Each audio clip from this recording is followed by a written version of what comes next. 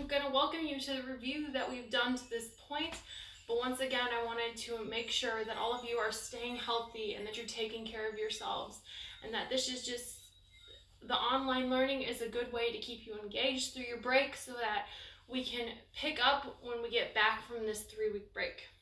All right, so first, I would like to say I'm glad all of you are able to watch this video if you need it. Once again, please have patience with me because this is the first time any of us have ever done something like this, and this was my first time ever doing online learning. My last video, I was told by my husband that I talked really fast, so I'm going to try to slow it down. If you can't see my chalkboard, which I don't even know if I'm going to continue to use because we're still working out those kinks, if you can't see the board, I plan on posting a picture of it so that you can get all the references as I'm going through it. So if you guys want to get out your packet or if you just want to watch, the cool thing about online learning is that you can pause this video whenever you need to assess yourself or make sure you understand, or you can come back and watch it 100 times if you need to. But then again, if you still have any questions, you can let me know and I'll be happy to answer those for you via email or on comments in the Google Classroom.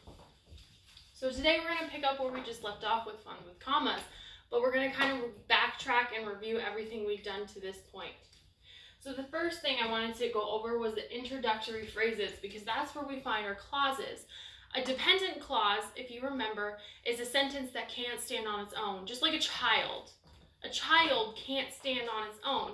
It must be dependent on that independent sentence, and that independent sentence has all the parts that it needs. It says it can go off into society. So that dependent sentence focuses or relies on that independent sentence. That's where you get that dependent comma plus the independent sentence, okay? The dependent sentence isn't full, it's just fluff. You technically don't need it in your sentence, okay? Makes the sentence look nice. So we have the introductory phrases where you have your dependent sentence or dependent clause, comma, separated, and then it adds on to the independent clause, okay? Which means it's a sentence that has all of its parts and it can stand on its own. Okay, the second thing that we went over was commas in a series. I went to the store to buy toilet paper, paper towels, and food. I have 3 things: toilet paper, paper towels, and food. That's 3 items. That's why I have separated each one of those items with a comma. If you have 2 items, you do not need a comma. 3 or more requires commas. 2 or less does not. Okay, for the next one, we have commas separating adjectives. I know that this one is a little tricky because it's hard to recognize that 2 adjectives describe the thing. In this case, you have a large white pillow. The large and white are your adjectives. Large, white, separated with a comma. And they describe the what? They describe the pillow. When we left for break, I noticed that in your tests, a bunch of you had commas before the white and pillow. So you had large, comma, white, comma, pillow, comma, and then it continued. When you're separating adjectives, you need 1 comma, and it separates the 2 adjectives. These 2 adjectives right here, large and white, love each other. They love describing that pillow, okay? It is who it is. They love it. Think of a couple. They just love each other, and then that parent, which is the comma, gets in the way and separates the 2 of them, okay? The large and white pillow. Independent clauses. For independent clauses, we use that reference called fanboys. That'll help us remember. The F for for, the A for and, the N for nor, the B for but, the O for or, the Y for you, and the S for so. This is where that fanboy reference comes in, right there. Ugh. Fanboys reference comes in, okay? They're all right there. But Does that mean I need a comma after every single fanboy?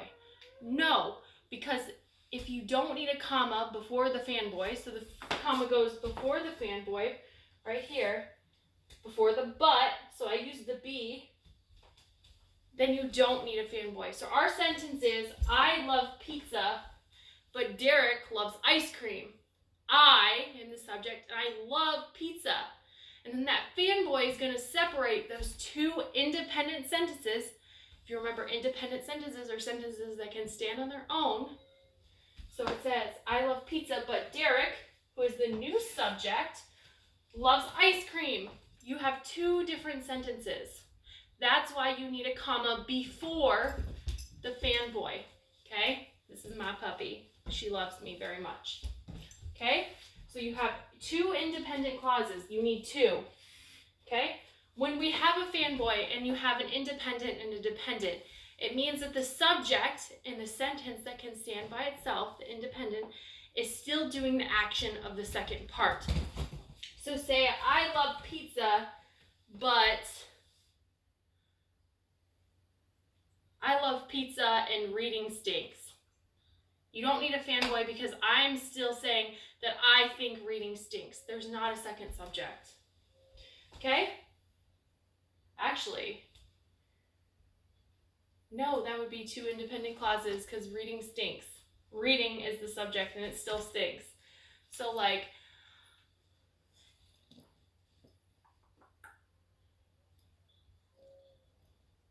I enjoy flying and traveling all around the world. That is a fanboy that doesn't require a comma. All right. Interrupter, okay? An interrupter is the one that the video just covered last video that I just made. There's a couple kinks in it. I stuttered. It was my first video being made, so I just ask for your patience once again. An interrupter is an idea that sits in the middle of a sentence that interrupts the thought.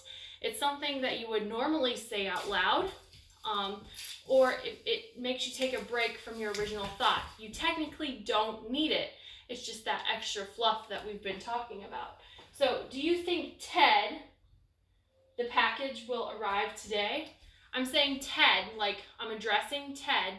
Do you think Ted, the package will arrive today? It shows that I am asking Ted specifically if he thinks that package will arrive today. If I take it out, this is our interrupter. If I take it out, I say, do you think the package will arrive today? That is still the question, and it is still an independent clause, and it works that way. But when I introduce Ted, I'm asking him specifically. That means that Susan and Anthony and Mark can't answer this because I'm asking Ted. It interrupts the thought. I'm going to post a picture of my board on the website, and if you have any questions, please let me know.